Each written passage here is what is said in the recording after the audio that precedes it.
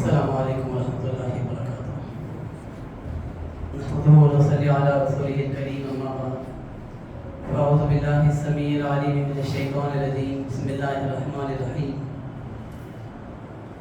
محمد رسول اللہ والذین معه اشداء علی الکفار رحماء بینہم تراہم رکعا سجدا یبتغون فضلا من اللہ ورضوانا سیماہم فی وجوہہم من اثر السجود۔ صدق اللہ العظیم۔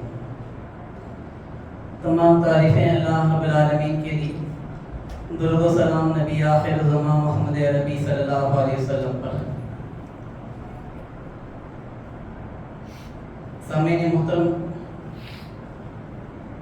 ماہ محرم عام طور پر شہادت امام حسین رضی اللہ تعالیٰ عنہ کے لیے جانا جاتا ہے، لیکن یہی وہ مہینہ ہے جس میں حضرت عمر فاروق رضی اللہ تعالیٰ عنہ کی بھی شہادت واقع ہوئی تھی،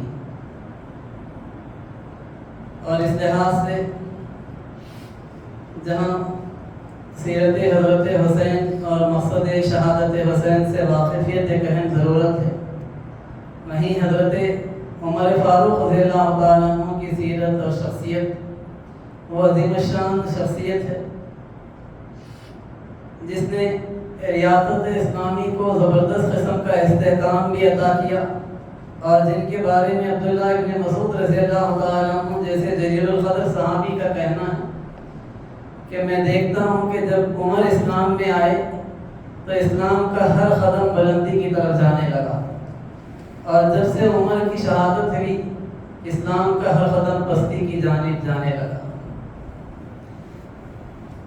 حضرت عمر فاروق رضی اللہ تعالیٰ عنہ کی سیرت اس لحاظ سے بھی نہایت اہمیت کی حامل ہے کہ 35 بڑے شہروں کے وہ حکمران تھے، اور جس رقبے پر ان کی حکمرانی تھی وہ 22 لاکھ مربع میل کا رقبہ تھا۔ گویا ایک بہت ہی وسیع و عریض سلطنت کے حکمران کی حیثیت سے بھی ان کی زندگی ہمارے سامنے ہے۔ ان کی اپنی زندگی میں سیریا انہوں نے فتح کیا، عراق فتح کیا، جارڈن فتح کیا، وقت کی سپر پاور رومن امپائر کو شکست دی، ایرانی سلطنت جو اس وقت کی دوسری بڑی سپر پاور تھی اس کو شکست دی، ایجپٹ فتح کیا، اسکندریہ فتح کیا۔ اس لحاظ سے تاریخ اسلامی کے ایک بہت ہی زبردست فاتح کی زندگی بھی حضرت عمر فاروق رضی اللہ تعالیٰ عنہ کی زندگی۔ ان کی سیرت کا جو سب سے پہلا پہلو میں اس موقع پر آپ کے سامنے رکھنا چاہوں گا وہ قبولیت حق کا مادہ۔ اللہ کے رسول نے ایک موقع پر دعا کی تھی کہ اے اللہ عمر ابن خطاب یا عمر ابن حشام دونوں میں سے کسی ایک کو اسلام کی توفیق دے اور ان کے ذریعے سے اسلام کو تقویت عطا فرما۔ عمر ابن حشام ابو جہل کا اصلی نام تھا، تو اللہ کے رسول صلی اللہ علیہ وسلم نے تو دعا دونوں میں سے کسی ایک کے حق میں کی تھی، لیکن وہ اس وجہ سے حضرت عمر فاروق رضی اللہ تعالیٰ عنہ کے حق میں قبول ہوئی کہ ان کے اندر قبولیت حق کا مادہ پایا جاتا تھا جو کہ ابو جہل کے اندر نہیں پایا جاتا تھا۔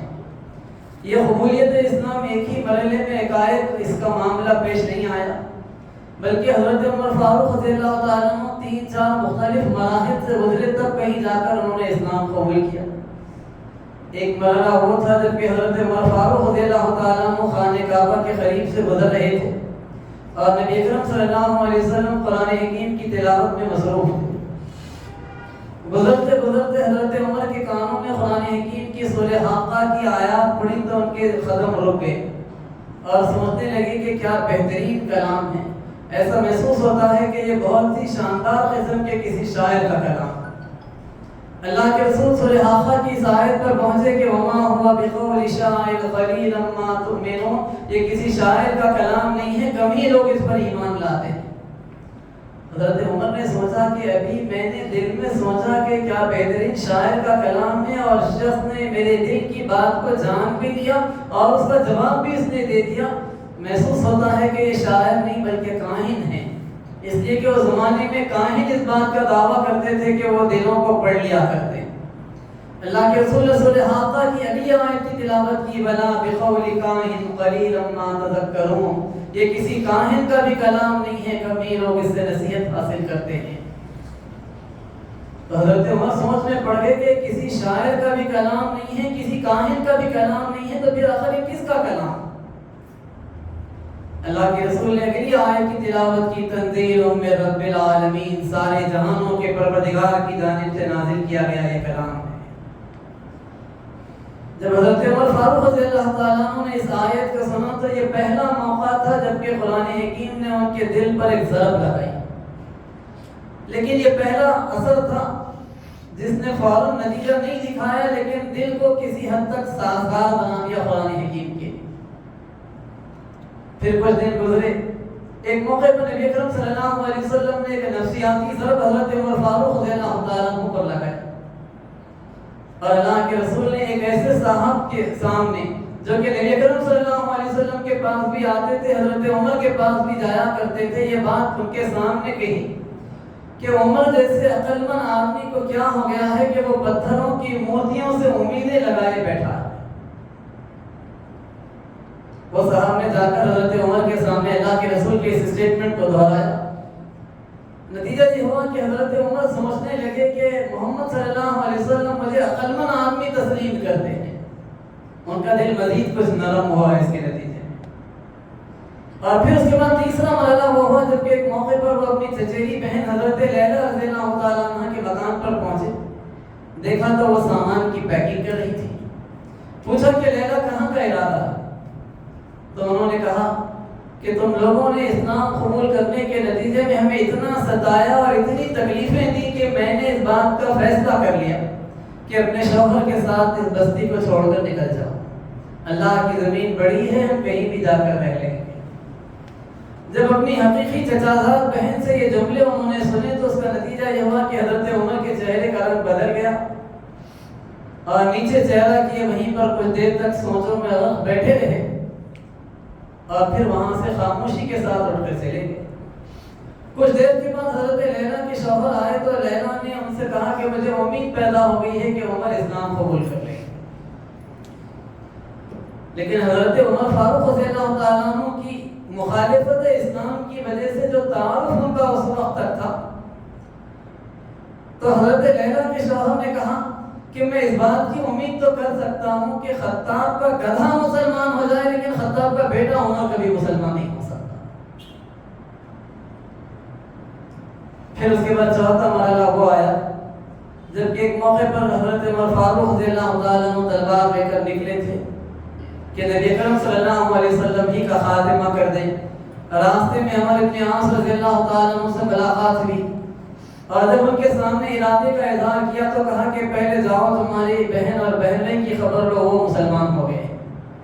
تو سیدھے ننگی تلوار لے کر وہاں پر چلے۔ گھر میں سے تلاوت کی آواز آ رہی تھی، گھر پہنچے اور پھر اس کے بعد ان کے بہن بھائی نے قرآن کے اوراق کو چھپا دیا، تو بہن بھائی اور بہن دونوں کو مارا، اتنا مارا کہ بہن کے جسم سے خون نکل گیا۔ اور اس کیفیت میں بہن فاطمہ نے کہا کہ عمر تم چاہے کچھ بھی کر لو، ہم اس ایمان کو چھوڑنے والے نہیں۔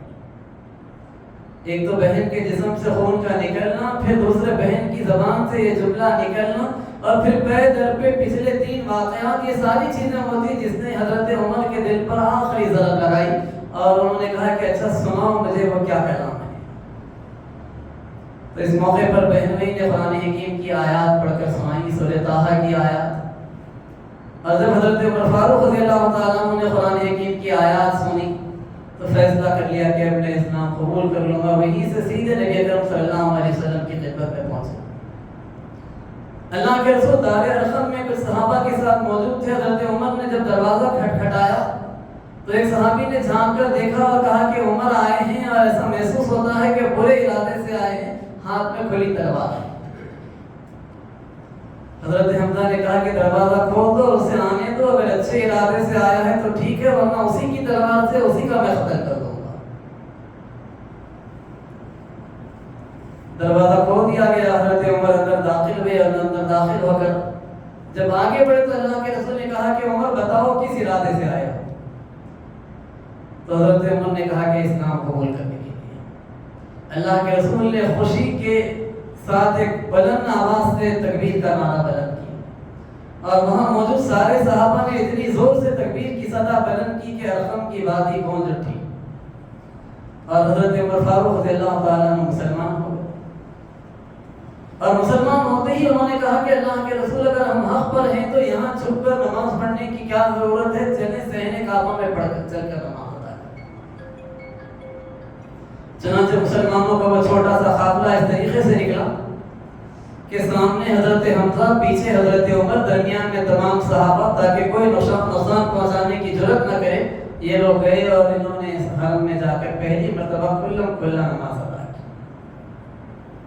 حضرت عمر فاروق رضی اللہ تعالیٰ عنہ کی سیرت کا یہ پہلا پہلو ہے کہ قبولیت حق کا جو مادہ ان کے اندر پایا جاتا تھا، اس کے نتیجے میں نبی اکرم صلی اللہ علیہ وسلم کی دعا ان کے حق میں قبول ہوئی، اور اللہ رب العالمین نے ان کو اسلام کی تقویت کے لیے پسند کر لیا۔ سیرت فاروقی کا جو دوسرا پہلو اس موقع پر میں آپ کے سامنے رکھنا چاہوں گا وہ شجاعت کا پہلو۔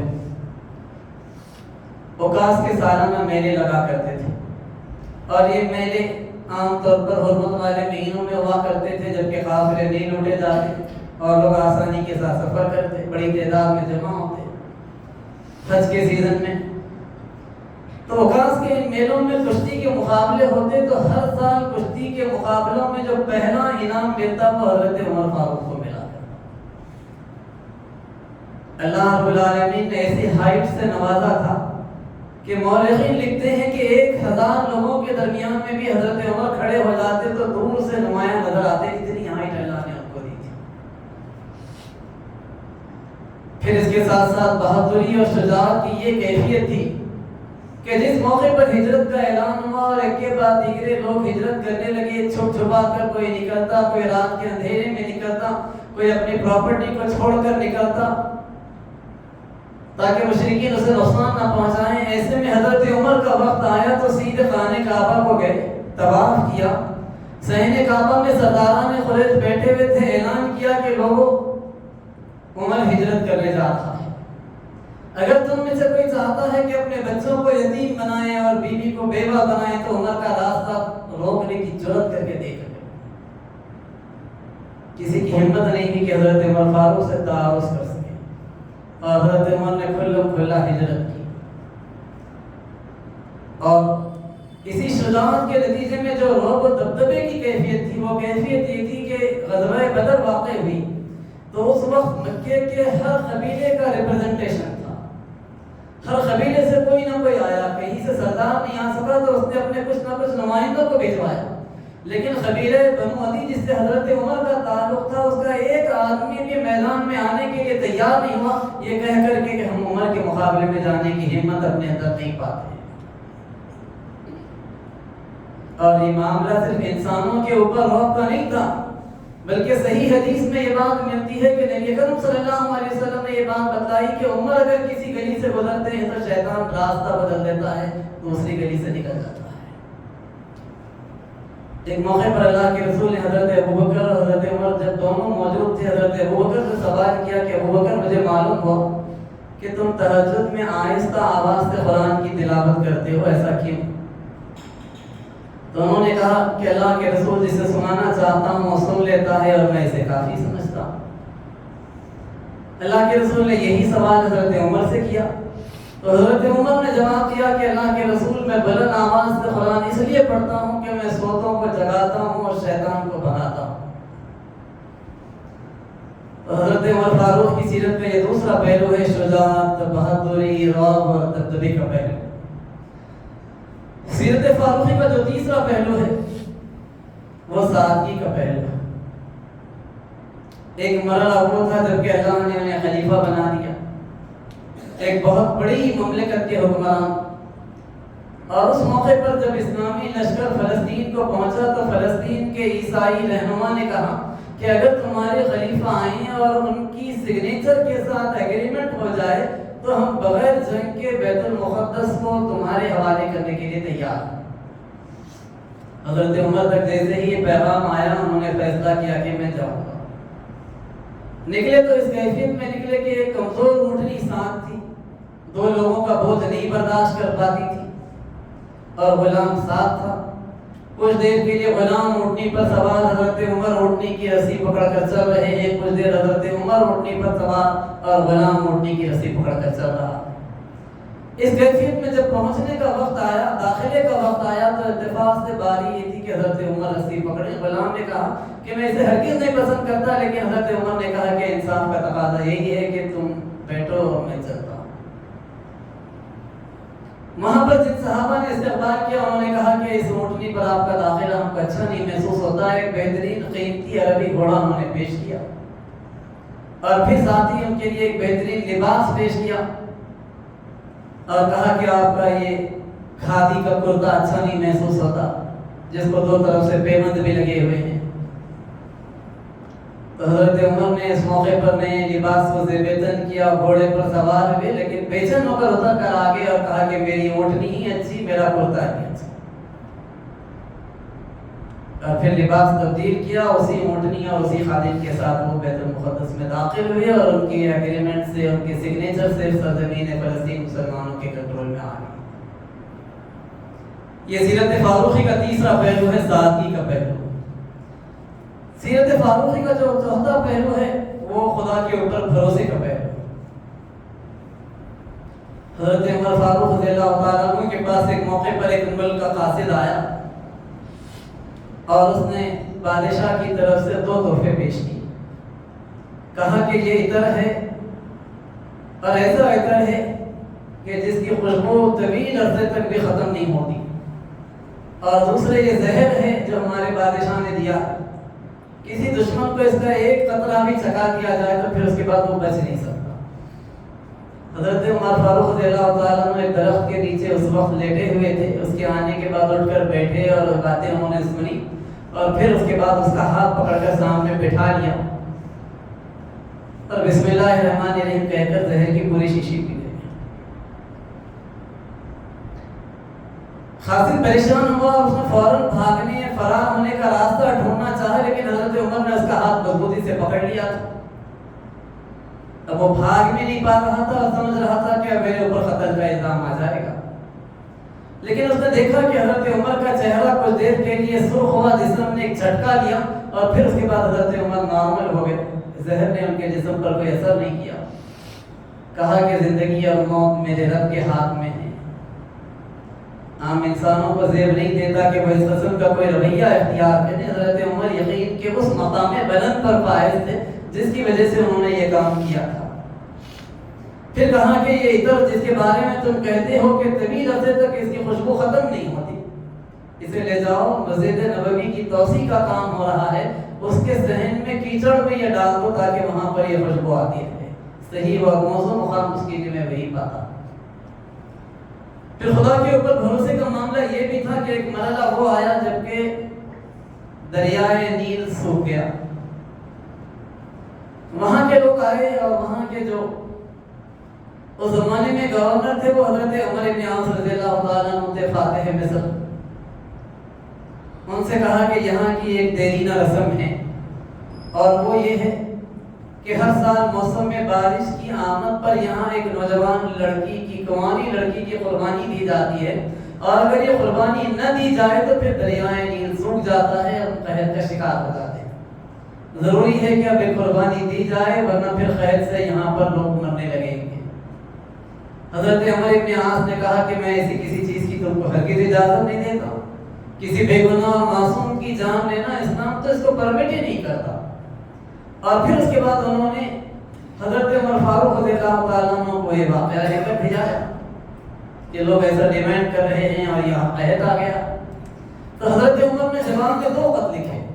ایک خط تو گورنر مصر عمر بن عاص کے نام پر لکھا کہ تم نے جو فیصلہ کیا ہے وہ صحیح فیصلہ، کسی لڑکی کی قربانی اس طریقے سے دینا اسلام کی نگاہ میں یہ تو ناپسندیدہ، اس کی ہرگز اجازت نہیں دی جا سکتی۔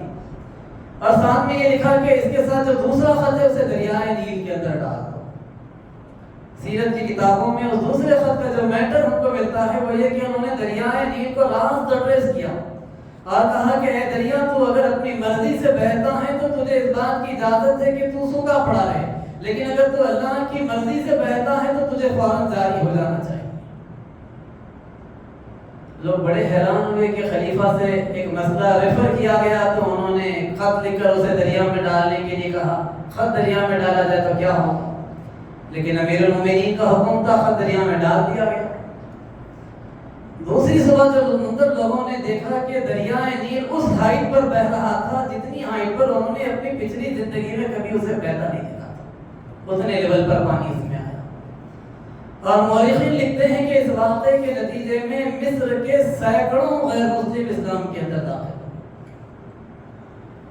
حضرت عمر فاروق رضی اللہ تعالیٰ عنہ کا خدا پر بھروسے کا یہ معاملہ تھا، یہ ان کی سیرت کا چوتھا پہلو۔ سیرت فاروقی کا جو پانچواں پہلو ہے ان کی خلافت سے متعلق عہدیداروں کی نگرانی کا پہلو۔ حضرت عمر فاروق رضی اللہ تعالیٰ عنہ نے محمد ابن مسلمہ انصاری کو اپوائنٹ کر رکھا تھا، اور ان کی ذمہ داری یہ تھی کہ کبھی کسی گورنر کے بارے میں کوئی کمپلین آئے تو وہ جائیں، انکوائری کریں اور پھر رپورٹ دیں۔ مستقل ان کا یہی کام تھا۔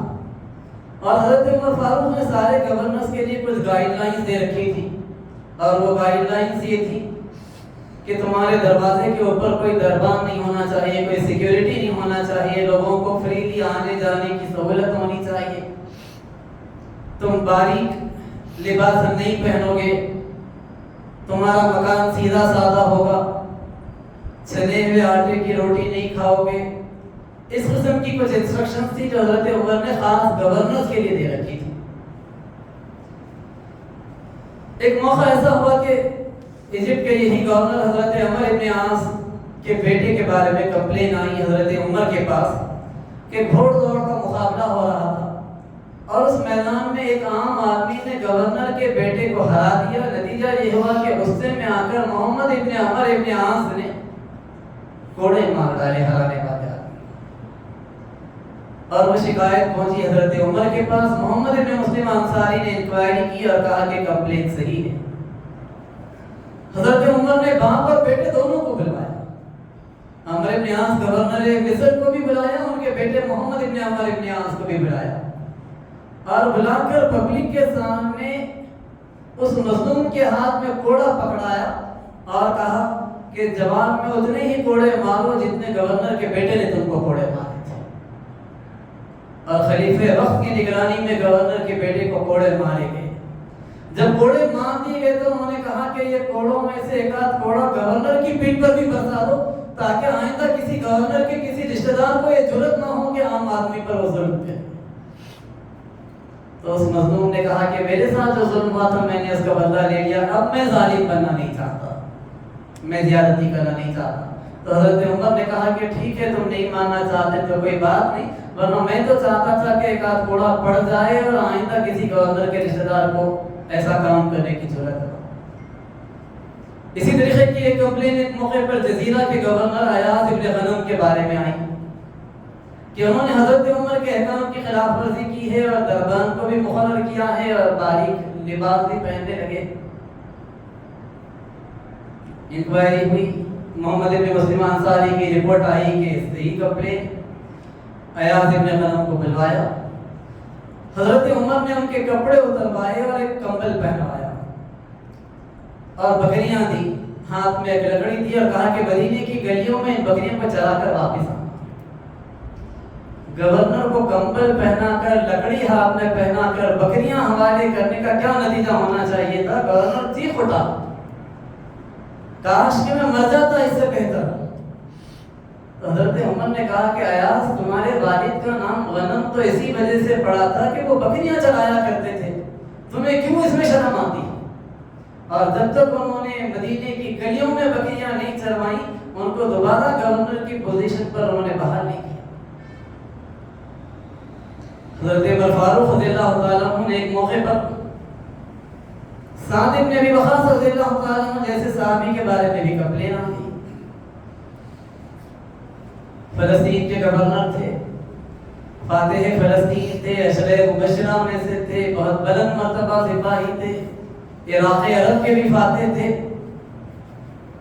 اور ان کے بارے میں کمپلین یہ آئی کہ انہوں نے ایک بہت شاندار مکان بنا رکھا ہے، لوگ اس سے قصر سعد کے نام سے پکارا کرتے ہیں، سعد کا محل، اور یہ کہ ان کے دروازے کے اوپر ایک دربان بھی بیٹھے رہتا۔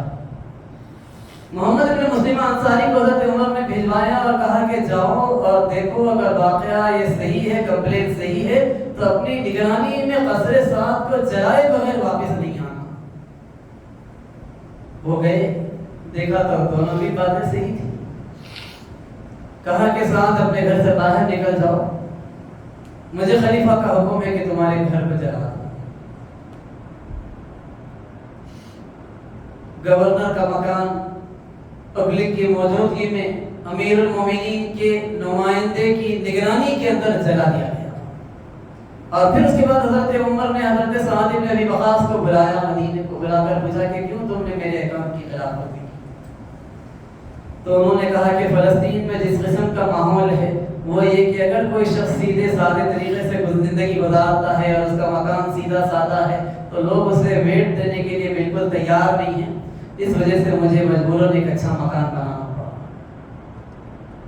دوسرے یہ کہ بعض موقعوں پر چھوٹے چھوٹے کام ہوا کرتے ہیں جو دیگر اور عہدیداروں سے بھی پورے ہو سکتے ہیں، لیکن لوگ اس کی خاطر مجھے ڈسٹرب کرتے ہیں. مجبوراً میں نے ایک دربان کو مقرر کر رکھا تھا. حضرت عمر نے کہا کہ آئندہ یہ دونوں کمپلینز بھی میرے پاس نہیں آنی چاہیے، اور اس کنڈیشن کے ساتھ دوبارہ ہم کو گورنر بنا کر واپس بھیجا ہے. تو اس طریقے سے حضرت عمر فاروق رضی اللہ تعالیٰ عنہ کا جو کنٹرول تھا وہ اتنا زبردست کنٹرول تھا کہ گورنر کہا کرتے تھے کہ عمر تو ہم سے سینکڑوں کلومیٹر دور مدینے میں بیٹھے ہوئے ہیں، لیکن ایسا محسوس ہوتا ہے کہ ان کے ہاتھ ہماری گردن پر ہیں، نہیں معلوم کس غلطی پر ہماری گردن دبا دیں گے. یہ کنٹرول حضرت عمر فاروق رضی اللہ تعالیٰ عنہ کا اپنی حکومت کے اوپر تھا. یہ ان کی سیرت کا 5واں پہلو. سیرت فاروقی کا جو چھٹا پہلو ہے وہ عدل و انصاف کا پہلو. حضرت عمر فاروق رضی اللہ تعالیٰ عنہ نے گورنر کو اس بات کا اختیار دے رکھا تھا کہ وہ چاہیں تو کسی کو بھی قاضی مقرر کر جج بنا سکتے، لیکن اکثر و بیشتر وہ ڈائریکٹ ہی اپوائنٹمنٹ کر دیا کرتے تھے مناسب لوگوں کو دیکھ کر، تاکہ عدل و انصاف کے تقاضے پورے ہوتے ہیں. ایک موقع ایسا ہوا کہ حضرت عمر فاروق رضی اللہ تعالیٰ عنہ نے ایک تاجر سے ایک گھوڑا خریدنا چاہا. بات چیت ہوئی تو کہا کہ میں ٹرائل لے کر دیکھتا ہوں. گھوڑے پر سوار ہوئے، ایک راؤنڈ مار کر پلٹ رہے تھے، گھوڑے کو ٹھوکر لگی، زخمی ہو گیا. حضرت عمر نے کہا کہ اب میں زخمی گھوڑا تو نہیں خریدوں گا. تاجر نے کہا کہ میری بات چیت جب آپ سے ہوئی تھی اس وقت تو گھوڑا صحیح حالت میں تھا، آپ کو تو اس کی رقم دینی پڑے گی. حضرت عمر نے کہا کہ میں نے بھی پکی بات نہیں کی تھی، صرف ایک ٹرائل لینے کی بات کہی تھی. بات دونوں کے درمیان میں بڑھی اور پھر معاملہ قاضی شرح کی عدالت میں پہنچا. قاضی شرح نے بات پوری سنی اور کہا کہ امیر المومنین جس حالت میں گھوڑا لیا تھا اس حالت میں یا تو واپس کر دیجئے یا رقم ادا کر دیجئے. قاضی نے وقت کے امیر کے خلاف فوراً فیصلہ دے دیا، وہیں پر آن دا اسپاٹ فیصلہ دے دیا. حضرت عمر فاروق رضی اللہ تعالیٰ عنہ کی جگہ پر کوئی اور حکمران ہوتا، ہمارے دور کا کوئی حکمران ہوتا اور اس طریقے سے کوئی جج فیصلہ کرتا تو پھر فوراً اس کا کسی ریموٹ ایریا میں ٹرانسفر ہو گیا ہوتا. لیکن حضرت عمر فاروق رضی اللہ تعالیٰ عنہ نے قاضی شرح کو ترقی دے کر پورے کوفے کا قاضی بنا دیا. اور پھر آگے چل کر یہی قاضی شرح پوری مملکت اسلامیہ کے چیف جسٹس کے عہدے پر فائز ہوئے اور 40 سال تک وہ اسلامی تاریخ کے سب سے کامیاب جج کی حیثیت سے جانے جاتے ہیں جو چیف جسٹس کی پوزیشن کے اوپر فائز ہے. حضرت عمر فاروق رضی اللہ تعالیٰ عنہ کا جو عدل و انصاف تھا وہ حکمرانوں کے بارے میں بھی تھا. شاہ جب اللہ ایک موقع پر حج کے لیے آیا، وہ نیا نیا اسلام میں داخل ہوا تھا، ابھی روح اسلام پورے طریقے سے اس کے اندر اتری نہیں تھی. طواف کر رہا تھا، اس کے پیچھے ایک غلام بھی طواف کر رہا تھا. اتفاق یہ ہوا کہ غلام کا پیر اس بادشاہ کے احرام پر پڑ گیا اور اس کا نتیجہ یہ ہوا کہ اس کا احرام کھل گیا. تو غصے میں آ کر پلٹ کر اس نے ایک تھپڑ مارا تو اس غلام کی ایک آنکھ ہی پھوٹ گئی. حضرت عمر فاروق رضی اللہ تعالیٰ عنہ کے پاس کمپلین آئی. حضرت عمر فاروق رضی اللہ تعالیٰ عنہ نے شاہ جب اللہ سے کہا کہ جواب میں تمہیں بھی غلام سے تھپڑ کھانا پڑے گا. اس کے پاس یہ تصور ہی نہیں تھا کہ میں بادشاہ، ایک سلطنت کا حکمران، اور مجھے ایک معمولی غلام بدلہ مجھ سے لے گا، مجھے تھپڑ مارے گا. تو اس نے کہا کہ ایسے کیسے ہو سکتا ہے کہ ایک غلام مجھے تھپڑ مارے. تو حضرت عمر نے کہا کہ اسلام میں تو انصاف کا معاملہ ایسے ہی ہوگا، یہاں تو سب مساوی. تو اس نے ایک رات کی مہلت لی اور صبح ہونے سے پہلے پہلے وہ فرار ہو گیا، اپنے علاقے غسان کو پہنچ گیا، اسلام چھوڑ دیا اور مرتد ہو کر مر گیا۔ اس کی حالت ارتداد ہی، اس کا انتقال ارتداد ہی کی حالت میں ہو گیا، لیکن حضرت عمر تو اپنے اسٹینڈ کے اوپر جمے رہے کہ میں تو اس معاملے میں بیعت کروں گا۔ اسی طریقے سے گورنر جن کا نام خود حاکم تھا، ان کے بارے میں کمپلین آئی کہ انہوں نے ایک بے گناہ کو کوڑے مارے۔ حضرت عمر نے ان کو بلایا اور کہا کہ عدل کا تقاضا یہ ہے کہ وہ معصوم آدمی تم کو جواب میں کوڑے مارے۔ اب گورنر بڑے پریشان ہوئے کہ مجھے ایک عام آدمی کوڑے مارے گا۔ حضرت عمر نے کہا کہ انصاف کا تقاضا یہی ہے۔ بات چیت حضرت عمر کے ساتھ یہ ہو گئی۔ اب گورنر کے پاس کوئی راستہ نہیں بچا تو اس مظلوم کو پھر انہوں نے بالآخر تیار کیا کہ ہر کوڑے کے بدلے میں تمہیں 2 سونے کے سکے دیتا ہوں تو مجھے معاف کرو۔ جب اس مظلوم نے سونے کے سکے قبول کر لیے اور معاف کر دیا تب حضرت عمر نے ان کو چھوڑا، ورنہ حضرت عمر معاف کرنے کے لیے تیار نہیں تھے جب تک مظلوم کی کمپلین باقی تھی۔ اور پھر ایسا ایک واقعہ حضرت عمر فاروق رضی اللہ تعالیٰ عنہ کے خود بیٹے کے بارے میں ملتا ہے۔ بیٹے کے بارے میں کمپلین آئی تو حضرت عمر فاروق رضی اللہ تعالیٰ عنہ نے کسی کی پرواہ نہیں کی اور خود اپنے بیٹے کو سزا دی، اور سزا میں جب کوڑے لگوائے تو کیفیت یہ ہوئی کہ 90 کوڑے پڑ گئے اور ان کے بیٹے اب اس پوزیشن میں پہنچ گئے تھے کہ محسوس ہونے لگا تھا کہ ان کی موت واقع ہو جائے۔ تو حضرت عمر کی بیوی نے کہا کہ 10 کوڑوں کو معاف کر دیجئے، ایک ایک کوڑے کے بدلے میں ایک ایک پیدل حج کروں گی۔ حضرت عمر نے کہا کہ انصاف کا تقاضا یہ ہے کہ انہیں کوڑے مارے جائیں۔ لکھنے والوں نے لکھا ہے کہ اس وقت حضرت عمر کی کیفیت ایسی تھی جیسے کہ ایک پتھر دل انسان کی ہوا کرتی ہے، ایک چٹان کی ہوا کرتی ہے، ایک کوڑے کو بھی معاف کرنے کے لیے تیار نہیں ہوئے۔ تو اس موقع پر بیٹے نے کہا کہ ابو جان میں جا رہا ہوں، تو کہا کہ جاؤ اور حوض کوثر پر اللہ کے رسول سے ملاقات ہو تو کہنا کہ میں نے عمر کو عدل کے تقاضوں کو پورا کر کے پایا۔ اور جب 100 کوڑے مارے گئے تو ان کا جسم گر گیا اور پھر اس کے بعد ان کی موت واقع ہو گئی۔ تو لوگوں نے اس کے بعد یہ منظر دیکھا کہ حضرت عمر جھکے اور بیٹے کے جسم کو اٹھایا، پیشانی کو چومنے لگے اور پھر آنسوں زار و خطا رونے لگے۔ لکھنے والوں نے لکھا کہ ابھی محسوس ہوتا تھا کہ ایک پتھر دل خلیفہ ہے جو اسلام کے حکم کو نافذ کر رہا ہے، اور اب ایسا محسوس ہونے لگا کہ ایک نرم دل باپ ہے جو بیٹے کی موت پر رونے لگا۔ یہ سیرت فاروقی کا ایک اور پہلو عدل و انصاف کا میں نے آپ کے سامنے رکھا۔ ایسا ہی معاملہ ایک عیسائی کے قتل پر ہوا۔ قبیلے بکر بن وائل کے ایک آدمی نے ایک عیسائی کا نام قتل کر دیا۔ عیسائی مقتول کے رشتہ داروں کی کمپلین حضرت عمر کے پاس پہنچی تو انہوں نے قاتل کو بلوایا، مقتول کے رشتہ داروں کو بلوایا اور کہا کہ تمہیں اس بات کی اسلام اجازت دیتا ہے کہ یا تو تم کچھ رقم لے لو جسے خون بہا کہتے ہیں اور اسے معاف کر دو، نہیں اگر تم اسے معاف کرنے کے لیے تیار نہیں ہو، جواب میں قتل ہی کرنا چاہتے ہو تو اسلام اس کی بھی اجازت دیتا۔ اس کرسچن مقتول کے رشتہ داروں نے کہا کہ ہم رقم لے کر معاف کرنا نہیں چاہتے ہیں، بدلے میں اس کو قتل ہوتے ہوئے دیکھنا چاہتے ہیں۔ تو حضرت عمر کی نگرانی میں مملکت اسلامیہ میں ایک مسلمان کو جواب میں قتل کر کے انصاف کے تقاضے کو پورا کیا۔ اور اسی طریقے سے ایک معاملہ ایسا ہوا کہ 7 افراد نے مل کر ایک مسلمان کو قتل کر دیا۔ حضرت عمر کے پاس کمپلین آئی تو جواب میں انہوں نے 7 کو قتل کروایا اور کہا کہ پوری بستی مل کر بھی اگر ایک معصوم کو قتل کرے گی تو جواب میں پوری بستی کو قتل کروں۔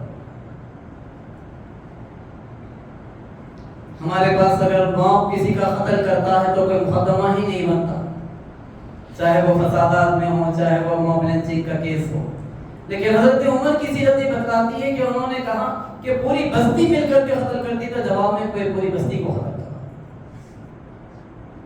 یہ عدل و انصاف کے تقاضے تھے جس کے نتیجے میں وہ مملکت اسلامیہ ایک بہت ہی مستحکم قسم کی مملکت اسلامیہ بنی۔ سیرت فاروقی کا 7واں پہلو رعایا کی خبرگیری کا پہلو۔ حضرت عمر فاروق رضی اللہ تعالیٰ عنہ مستقل اس بات کی کوشش میں رہتے کہ اپنی ذمہ داری کے تقاضوں کو پورا کرتے رہے۔ لیکن ظاہری بات ہے ایک بڑی مملکت اسلامیہ تھی، کئی شہروں کے وہ حکمران تھے، وقتاً فوقتاً کچھ نہ کچھ ایشوز آتے رہتے تھے۔ انہوں نے فیصلہ کیا کہ میں ایک بار زندگی میں پوری مملکت اسلامیہ کا دورہ کروں گا، لیکن اتنا موقع نہیں مل سکا، صرف سیریا کا دورہ کر پائے۔ فلسطین کا دورہ تو انہوں نے ایگریمنٹ کے لیے کیا تھا۔ دورہ انہوں نے 18 ہجری میں سیریا کا کیا، اور دورہ جب ان کا کمپلیٹ ہو رہا تھا تو ایک جھونپڑی پر پہنچے، ایک بوڑھی عورت سے ملاقات ہوئی۔ ملاقات ہونے پر بغیر تعارف کے انہوں نے پوچھا کہ تم کس حال میں ہو؟ تو بڑھیا نے فوراً کہنا شروع کیا کہ عمر مسلمانوں کا خلیفہ بنا بیٹھا ہے، اسے میری کوئی فکر نہیں ہے، میں پریشان ہوں، میری ضروریات پوری نہیں ہو پاتی۔ حضرت عمر پریشان ہو گئے اور کہنے لگے کہ عمر تو اتنی بڑی مملکت کے حکمران ہیں، کیسے وہ سب کی خبر گیری کر سکیں گے؟ تو بوڑھی عورت نے کہا کہ جب عمر سب کی خبر گیری نہیں کر سکتا تو پھر وہ خلیفہ بنا ہوا کیوں رہنا چاہتا، کیوں ہٹ نہیں جاتا؟ حضرت عمر اور پریشان ہو گئے، اور بالآخر اس بوڑھی عورت کو انہوں نے کہا کہ میں کچھ سونے کے سکے تم کو دیتا ہوں، عمر کی طرف سے تم عمر کو معاف کر دو ان سکوں کو لے کر۔ تو بوڑھی عورت نے کہا کہ عمر کو آنا چاہیے تھا، تم کیوں عمر کی طرفداری کرنے آ گئے ہو؟ لیکن بالآخر جب حضرت عمر نے 25 سونے کے سکوں کا آفر کیا تو اس موقع پر بوڑھی عورت نے مان لیا اور 25 سکوں کو قبول کر لیا۔ حضرت عمر نے وہیں پر یہ حکم جاری کروایا کہ اس بوڑھی عورت کو بیت المال سے ریگولر وظیفہ دیا جائے گا۔ ایک موقع پر حضرت عمر فاروق رضی اللہ تعالیٰ عنہ مقام سے گزر رہے تھے، اور ایک بچہ بھوک سے تڑپ رہا تھا، بلبلا رہا تھا۔ حضرت عمر نے اس عورت کی ماں کو مخاطب کر کے کہا کہ بچہ رو رہا ہے، تم اسے دودھ کیوں نہیں پلاتی؟ یہ کہہ کر چلے گئے آگے۔ کام مکمل کر کے آئے تو دیکھا بچہ بھی رو رہا ہے، تو کہا کہ تم کیسی بے رحم ماں ہو، بچہ اتنی دیر سے بلبلا رہا ہے اور تم دودھ نہیں پلاتی۔ تو اس موقع پر اس خاتون نے جو حضرت عمر کو نہیں جانتی تھی کہا کہ خلیفہ عمر کا یہ حکم ہے کہ جب تک بچہ ماں کا دودھ پیے اس وقت تک اسے بیت المال سے وظیفہ نہ دیا جائے، تو میں بچے کو دودھ چھوڑانے کی مشق کروا رہی ہوں۔ عمر پکار اٹھے کہ ہائے عمر، تم نے کتنے بچوں کو تڑپایا ہوگا اس طریقے سے، اور پھر فوراً نیا حکم جاری کیا کہ بچہ پیدا ہوتے ہی بیت المال سے اسے وظیفہ دیا جائے گا۔ ایک موقع پر حضرت عمر فاروق رضی اللہ تعالیٰ عنہ نے دیکھا کہ ایک شخص بائیں ہاتھ سے کھا رہا تھا، فوراً حضرت عمر نے اسے ٹوک دیا کہ یہ کیا غلطی کر رہے ہو؟ تو اس موقع پر اس نے اپنا ہاتھ بتلایا، سیدھے ہاتھ کی طرف اشارہ کر کے کہ فلاں جنگ کے موقع پر میرا ہاتھ کٹ گیا تھا، فلاں جہاد میں یہ ہاتھ شہید ہو گیا۔ حضرت عمر فوراً اس کے پاس بیٹھ گئے اور اسے گفتگو کرتے ہوئے کہنے لگے کہ تمہیں وضو کرنے کتنی تکلیف ہوتی ہوگی، تمہیں لباس بدلنے کتنی تکلیف ہوتی ہوگی، تم اپنے کام کیسے انجام دیتے ہو؟ بہت دیر تک اس نے گفتگو کرتے رہے، پھر بیت المال سے ایک خادم کو مقرر کر دیا کہ جب تک یہ شخص زندہ رہے جب تک یہ خادم اس کی خدمت کرتا رہے۔ ایک موقع ایسا بھی آیا کہ ایک غریب عورت نے حضرت عمر فاروق رضی اللہ تعالیٰ عنہ کا راستہ روک لیا اور کہا کہ میرے شوہر کا انتقال ہو گیا اور میرے باپ بیعت رضوان میں صلح حدیبیہ کے موقع پر شریک تھے، 4-5 میرے چھوٹے بچے ہیں، میں کما بھی نہیں پاتی، ان کی نگرانی میں مصروف رہتی ہوں اور میرا کوئی پرسان حال نہیں ہے۔ حضرت عمر نے کہا کہ تم یہیں پر ٹھہرو، اور پھر اس کے بعد بیت المال سے انہوں نے چن کر ایک بہت صحت مند اونٹ کو سلیکٹ کر کے نکالا، اس کے اوپر اناج لگایا، اور پھر اس کے بعد مزید بوجھ ڈالنے کی گنجائش نہیں تھی تو کپڑوں کا تھان اپنے کاندھے پر رکھا، اور پھر اس کے ساتھ بیت المال کے امین سے ایک اچھی رقم لی، یہ ساری چیزیں لا کر اس عورت کو دیا اور کہا کہ میں نے بیت المال کے امین کو اس بات کی ہدایت دے دی ہے کہ آئندہ جب کبھی فلاں خاتون آئے اسے اس کی ضرورت کے مطابق چیزیں بیت المال سے دے دینا۔ رعایا کی خبرگیری کی کیفیت یہ تھی کہ ایک موقع پر ایک زبردست قسم کا قحط آیا حضرت عمر کے دور میں، ایسا قحط تھا کہ سیرت نگار لکھتے ہیں کہ حضرت عمر جیسی شخصیت رو رو کر دعا کرتے لیکن بارش کا ایک قطرہ بھی نہیں برستا۔ مدینے کے لوگ دانے دانے کے لیے پریشان ہونے لگے، خطرے خطرے کے لیے پریشان ہونے لگے۔ اس موقع پر حضرت عمر فاروق رضی اللہ تعالیٰ عنہ نے اطراف کے گورنرز کو خطوط لکھا اور کہا کہ جو کچھ بھی بھیجا سکتے ہو مدینے کو بھیجاؤ۔ چنانچہ ابو عبیدہ رضی اللہ تعالیٰ عنہ نے اس زمانے میں شام سے 4000 اونٹوں پر غلہ لگا کر بھجوایا۔ عمر بن عاص نے ایجپٹ سے 20 جہاز بھر کر غلہ روانہ کیا۔ حضرت عمر کی کیفیت لوگوں نے دیکھی کہ ایک ایک موقع پر روڈوں پر کھانا پکواتے، 10-10 ہزار لوگوں کا کھانا پکواتے اور وہیں روڈ پر لوگوں کے ساتھ بیٹھ کر کھانا کھاتے. اور یہاں تک لوگوں نے لکھا ہے کہ ان دنوں میں چپل پہننے کا بھی حضرت عمر کو ہوش نہیں رہتا تھا. ننگے پیر مدینے کی گلیوں میں نکل جاتے تھے لوگوں کی ضرورتوں کو پورا کرنے قحط کے دنوں. یہاں تک ایک موقع پر حضرت عباس سے کہا کہ آپ چلیں، آپ رسول اللہ کے خاندان سے ہیں، آپ کی دعا کے نتیجے میں بارش ہوگی. اور پھر ان سے جب دعا کروائی اور بارش ہوئی اور قحط کا خاتمہ ہوا تو پھر یہ آزمائش بھی ختم ہوئی. مجاہدین کے خطوط آتے تو حضرت عمر فاروق رضی اللہ تعالیٰ عنہ ان خطوط کو لے کر بنفس نفیس مدینے کے ایک گھر کو جاتے. حضرت عمر ان 17 لٹریٹ لوگوں میں سے تھے رسول اللہ صلی اللہ علیہ وسلم کے دور میں، جبکہ لوگ لکھنا پڑھنا نہیں جانتے تھے. حضرت عمر ان 17 لوگوں میں سے تھے جن کو لکھنا پڑھنا آتا تھا. جاتے اور مجاہدین کے گھروں پر جا کر باہر چبوترے پر بیٹھ جاتے اور بیٹھ کر گھر والوں کو خط بلند آواز سے پڑھ کر سناتے بھی اور کہتے ہیں کہ جواب میں اگر کچھ لکھوانا چاہو تو میں خود خط لکھ بھی دیتا ہوں. اتنی خبر گیری حضرت عمر فاروق رضی اللہ تعالیٰ عنہ رعایا کی کیا کرتے تھے. پھر سیرت فاروقی کا ایک 8واں پہلو رفاہ عام کے کام ہیں، پبلک ویلفیئر کے کام ہیں. حضرت عمر نے جگہ جگہ نہریں کھدوائیں، جگہ جگہ پانی کا وسیع پیمانے پر انتظام کیا. حرم کی توسیع حضرت عمر فاروق رضی اللہ تعالیٰ عنہ نے اپنے دور میں کی.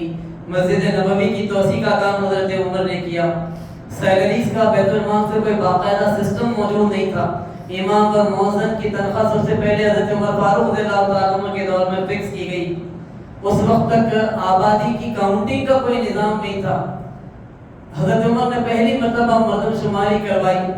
پھر حضرت عمر فاروق رضی اللہ تعالیٰ عنہ وہ خلیفہ تھے جن کے دور میں پہلی مرتبہ ہجری کو اسلامی کیلنڈر کے طور پر متعارف کروایا گیا. حضرت عمر فاروق رضی اللہ تعالیٰ عنہ نے کرنسی جاری کی اسلامی مملکت کی. اس سے پہلے تک اسلامی ریاست کی کوئی کرنسی نہیں تھی. خط ایک جگہ سے دوسری جگہ پہنچانے کا کوئی نظام نہیں تھا. پوسٹل سسٹم حضرت عمر فاروق رضی اللہ تعالیٰ عنہ نے باقاعدہ بنوایا. محکمہ پولیس کا کوئی وجود نہیں تھا. حضرت عمر فاروق نے پہلی مرتبہ محکمہ پولیس قائم کیا. بارڈرز پر چیک پوسٹ کا کوئی نظام موجود نہیں تھا. حضرت عمر نے چیک پوسٹ کا سسٹم بنایا تاکہ سرحدوں کی نگرانی اور حفاظت کا کام ہو سکے. حضرت عمر نے پہلی مرتبہ جیل خانے بھی بنوائے تاکہ مجرموں کو سزا دی جائے. اور پھر اسی طریقے سے حضرت عمر نے عام لوگوں کو فتویٰ دینے سے بھی منع کیا. 7-8 افراد کو اپوائنٹ کیا کہ فتویٰ یہی لوگ دیں گے. تو اس طریقے سے حضرت عمر فاروق رضی اللہ تعالیٰ عنہ نے لوگوں کی خدمت اور پبلک ویلفیئر کے لیے اتنے بڑے بڑے کام کیے کہ اس ریاست کا تعارف ہی ایک ویلفیئر اسٹیٹ کی حیثیت سے ہونے لگا. پھر حضرت عمر فاروق رضی اللہ تعالیٰ عنہ کی سیرت کا جو نواں پہلو ہے وہ قرآن کی تعلیم کا پہلو. بڑے پیمانے پر قرآن کی تعلیم کا حضرت عمر فاروق رضی اللہ تعالیٰ عنہ نے انتظام کروایا. اور وہ کہا کرتے تھے کہ 5 سورتیں تو ایسی ہیں جس کا علم ہر مسلمان کو ہونا چاہیے. تاکید کیا کرتے تھے کہ سورہ حج، سورہ نور، سورہ بقرہ، سورہ نساء، سورہ مائدہ، یہ 5 صورتیں ہر مسلمان کو اس کا علم ہونا چاہیے، ہر مسلمان اس کا مطالعہ کرے. گاؤں گاؤں انہوں نے انتظام کیا قرآن حکیم کی تعلیم کا. حضرت عمر فاروق رضی اللہ تعالیٰ عنہ کی خلافت کا یہ دور ایک بہت ہی تابناک، ایک بہت ہی روشن دور ہے. ان کی سیرت کا جو آخری پہلو اس موقع پر میں آپ کے سامنے رکھنا چاہوں گا وہ ان کی تمنائے شہادت کا پہلو. حضرت عمر فاروق رضی اللہ تعالیٰ عنہ اب یہ محسوس کرنے لگے 10 سال ان کے مکمل ہو گئے بحیثیت خلیفہ کہ میرے اعضاء کمزور ہو گئے ہیں، بازوؤں میں قوت نہیں ہے، جسم میں کمزوری پیدا ہونے لگی ہے، میرا کنٹرولنگ پاور حکومت کے اوپر ختم ہو رہا ہے. تو انہیں اندیشہ ہوا کہ اس کے نتیجے میں ایسے طریقے سے حکومت نہیں کر پاؤں گا جیسی کہ اب تک کرتا رہا ہوں. چنانچہ انہوں نے دعا کی کہ اے اللہ مجھے اب موت دے دے، شہادت کی موت دے اور مدینے کے اندر موت دے. لوگ بڑے حیران ہوئے، کہا کہ خلیفہ آپ اگر شہادت چاہتے ہیں تو سرحدوں پر نکلیے جہاں عیسائیوں کے خلاف جہاد جاری ہے اور جہاد میں حصہ لیجیے، آپ کی تمنائے شہادت پوری ہوگی. ورنہ آپ باہر میں نکلنا نہیں چاہتے اور مدینے میں رہ کر موت چاہتے ہیں، اور وہ بھی شہادت چاہتے ہیں جبکہ مدینے میں اسلام کا کوئی دشمن ہی موجود نہیں ہے. لیکن اللہ رب العالمین نے حضرت عمر فاروق رضی اللہ تعالیٰ عنہ کی دعا کو قبول کیا. حضرت عمر فاروق رضی اللہ تعالیٰ عنہ کو آخری زمانے میں لوگ دیکھا کرتے تھے کہ کبھی کسی چبوترے پر مسجد نبوی کے فکر مند بیٹھے ہیں، کبھی کسی درخت سے پیٹ ٹیک لگا کر بیٹھے ہیں اور متفکر ہیں.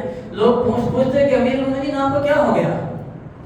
تو حضرت عمر کہتے ہیں کہ میں اپنے جانشین کے بارے میں غور کرتا ہوں لیکن کسی نتیجے پر کسی ڈیسیژن پر نہیں پہنچتا، کسے خلیفہ بناؤں اس کی فکر مجھے کھائے جا رہی ہے۔ ایک موقع پر حضرت عثمان اور حضرت علی دونوں سے سامنا ہوا تو کہا کہ اگر تم دونوں میں سے کوئی میرے بعد خلیفہ بن جائے تو اپنے خاندان کے لوگوں کو امت کے اوپر مسلط مت کر دینا۔ حضرت عمر کا تعلق خاندان بنو عدی سے تھا، وہ کوئی بہت بڑا خاندان نہیں تھا، جبکہ حضرت عثمان کا جو تعلق تھا وہ خاندان بنو امیہ سے تھا، حضرت علی کا تعلق خاندان بنو ہاشم سے تھا، اور اس بات کا اندیشہ تھا کہ بنو ہاشم اور بنو امیہ کے لوگ اقتدار پر آئیں گے تو پھر اس کے نتیجے میں مسائل پیدا ہوں گے۔ حضرت عمر کی نگاہیں دورس یہ دیکھ رہی تھی کہ مستقبل میں ایسا ہو سکتا ہے، اس وجہ سے انہوں نے اپنی زندگی میں کہا تھا مخاطب کر کے دونوں کو کہ اگر تم دونوں میں سے کوئی خلیفہ بنی تو اپنے خاندان کے لوگوں کو امت پر مت مسلط کر۔ حضرت عمر فاروق رضی اللہ تعالیٰ عنہ نے بالآخر ایک موقع پر جبکہ ایک فیروز نامی ایک شخص جس کا ایک اور نام ابو لولو تھا ان کے پاس آیا اور کہا کہ قاضی نے میرے معاملے میں ایک غلط فیصلہ دیا ہے، آپ میرے مقدمے کی دوبارہ سنوائی کریں۔ حضرت عمر نے معاملے کا جائزہ لیا اور پھر اس کے بعد کہا کہ قاضی نے کوئی غلطی نہیں کی، بالکل صحیح ڈیسیژن دیا۔ اس شخص کو اتنا غصہ آیا کہ اس نے دوسری صبح جبکہ حضرت عمر نماز فجر کی امامت کے لیے مسجد نبوی کو پہنچے اور امامت کے لیے آگے بڑھے تو دو دھاری والے خنجر سے ان کے اوپر حملہ کر دیا۔ حملہ بڑا شدید قسم کا تھا، حضرت عمر کے جسم سے کافی مقدار میں خون بہہ گیا، وہ غش کھا کر گر پڑے۔ وہاں موجود نماز فجر کو آئے ہوئے صحابہ میں سے اور دیگر لوگوں میں سے لوگوں نے اس حملہ آور کو پکڑنے کی کوشش کی تو اس نے اس دو دھاری والے خنجر کو گھمانا شروع کیا۔ نتیجہ یہ ہوا کہ فجر کو آئے ہوئے 18 لوگ زخمی ہو گئے۔ بالآخر ایک صاحب نے ایک چادر پھینکی تو وہ شخص چادر میں لپٹا گیا اور گرفتار ہوا۔ حضرت عمر فاروق رضی اللہ تعالیٰ عنہ کا لیکن خون اتنا بہہ گیا تھا کہ بچنے کی امید باقی نہیں رہی تھی۔ جب کبھی ہوش آتا نماز کے بارے میں سوال کرتے اور اسی کیفیت میں انہوں نے ایک 6 رکنی کمیٹی بنائی اور اس کمیٹی کو یہ ذمہ داری دی کہ میرے بعد 3 دنوں کے اندر اندر میرے جانشین کا فیصلہ کر دینا۔ اس کمیٹی میں حضرت عثمان، حضرت علی، حضرت طلحہ، حضرت زبیر، حضرت سعد بن ابی وقاص اور حضرت عبد الرحمن بن عوف 6 افراد کو شامل کیا۔ یہ سارے کے سارے 6 افراد عشرہ مبشرہ میں سے تھے۔ اس وقت تک حضرت عبیدہ ابن جراح کا انتقال ہو چکا تھا۔ اگر حضرت عبیدہ ابن جراح زندہ ہوتے تو شاید حضرت عمر کے لیے فیصلہ کرنا بڑا آسان ہوتا اور وہ ان کو تیسرے خلیفہ کی حیثیت سے ڈکلیئر کر کے چلے جاتے، لیکن چونکہ طاعون کی وبا پھیلی اور اس میں حضرت عبیدہ جیسی زبردست شخصیت کا انتقال ہو گیا تھا، اس وجہ سے حضرت عمر کوئی فیصلے پر نہیں پہنچ پا رہے تھے اور اس کمیٹی کو ذمہ داری دی کہ فلاں مکان میں یہ بیٹھیں گے، ان کی میٹنگ ہوگی، اور ایک پہلوان کو ذمہ داری دی کہ اس مکان کے دروازے پر پہرا دینا، کسی کو اندر جانے کی اجازت نہیں ہوگی۔ ہاں کمیٹی کے لوگ میرے بیٹے عبداللہ ابن عمر کو بلانا چاہیں، مشورہ کرنا چاہیں تو کمیٹی کو اس بات کی اجازت ہوگی کہ میرے بیٹے سے وہ مشورہ کر سکتے ہیں، لیکن وہ میرے بیٹے کو خلیفہ نہیں بنا سکتے۔ لوگوں نے کہا کہ آپ اپنے بیٹے کو کیوں محروم کرتے ہیں جبکہ وہ اپنی صلاحیت و قابلیت کی وجہ سے نمایاں ہیں؟ تو انہوں نے کہا کہ اگر خلافت اچھی چیز تھی تو خاندان عمر نے اس کا مزہ چکھ لیا ہے، اور اگر خلافت اچھی چیز نہیں تھی تو میں نہیں چاہتا کہ میرے بعد میرے خاندان کا کوئی آدمی مزید اس آزمائش کا شکار ہو۔ کسی طریقے سے انہوں نے بیٹے کو خلیفہ بنانے کی اجازت نہیں دی۔ ان کی نگاہیں دورس غالباً یہ بھی محسوس کر رہی تھی کہ میرے بعد اگر میرا بیٹا خلیفہ بنے گا تو پھر خلافت کنگڈم میں کنورٹ ہونے کا ایک راستہ کھلے گا، اور اس وجہ سے انہوں نے ہرگز اجازت نہیں دی۔ اور پھر حضرت عمر فاروق رضی اللہ تعالیٰ عنہ اسی کیفیت میں 3 دن زخمی رہ کر اس دار فانی سے کوچ کر گئے۔ اللہ نے ان کی دعا اس طریقے سے قبول فرما لی کہ مدینے ہی میں حملہ ہوا، مدینے ہی میں شہادت ہوئی۔ ہوش آتے ہی انہوں نے جو سوال کیا کہ بتاؤ میرے اوپر حملہ کرنے والا کوئی مسلمان تھا یا غیر مسلم تھا؟ جب بتایا گیا کہ نہیں وہ ایک پارسی تھا، آگ کا پجاری تھا، مسلمان نہیں تھا، تو وہ بڑے مطمئن ہوئے کہ کسی مسلمان کے ہاتھوں میرے اوپر حملہ نہیں ہوا۔ اور حضرت عمر فاروق رضی اللہ تعالیٰ عنہ جن کی سیرت نے غیر معمولی قسم کے نقوش دنیا کے اوپر، مملکت اسلامیہ کے اوپر اور خود اسلام کی تاریخ کے اوپر چھوڑے ہیں، ان کی اس طریقے سے شہادت محرم کے مہینے میں واقع ہوئی۔ اللہ رب العالمین سے دعا ہے کہ اللہ تعالیٰ سیرت فاروقی کو صحیح طور پر پڑھنے، سمجھنے اور اس نظام کو دنیا میں دوبارہ قائم کرنے کی ہم کو توفیق عطا فرما جو خلافت کی شکل میں قائم ہوا تھا۔ ہمیں اسلام پر زندہ رکھ، ایمان کی حالت میں موت دے۔ آمین و آخر